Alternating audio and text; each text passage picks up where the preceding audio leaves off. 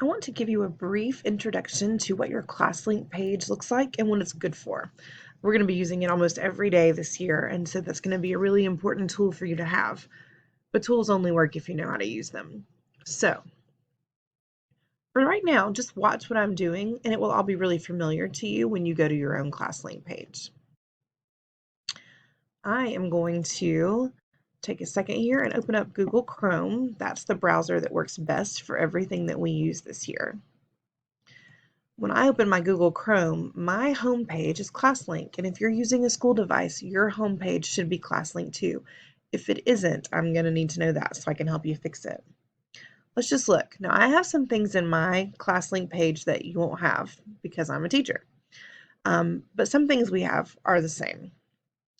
This is where all my Google apps live, so if I want to go to Google Classroom, I can click on this app. It opens in another tab. I can go to Google Classroom. Anything that I create this year and save, I can put in my Google Drive. We can do some Google Meets, but you're actually going to go to those through your Google Classroom. I think the most important part here is going to be the classroom, but I also think that that's going to be on your ClassLink by itself. So let's go back to ClassLink, and here's what I want to show you. Google Classroom is something that you know you're going to be using every single day.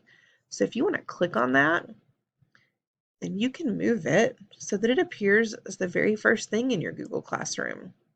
I'm going to scroll up and actually take it a little bit further, up to the very top. Now that's hard to say. Google Classroom is the very first icon I come upon because it's the one I'm going to use the most often. Something else I'm going to use an awful lot is Office 365. That's where I can create Word documents. It's also where I check my email. So that's going to be really important to me. Okay.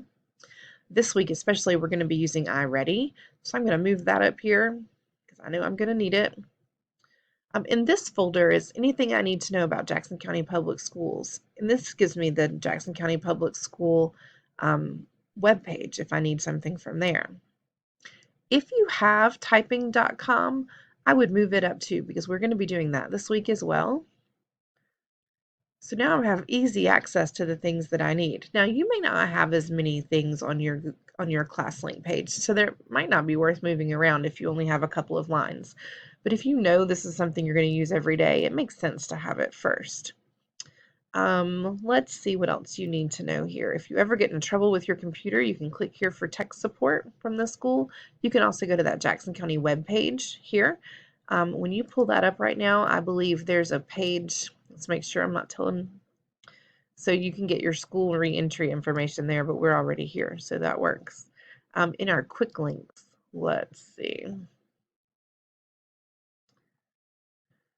Tech support's right there. If you have any trouble with your computer or how to get something in, always ask your teachers first, unless it's an actual computer issue.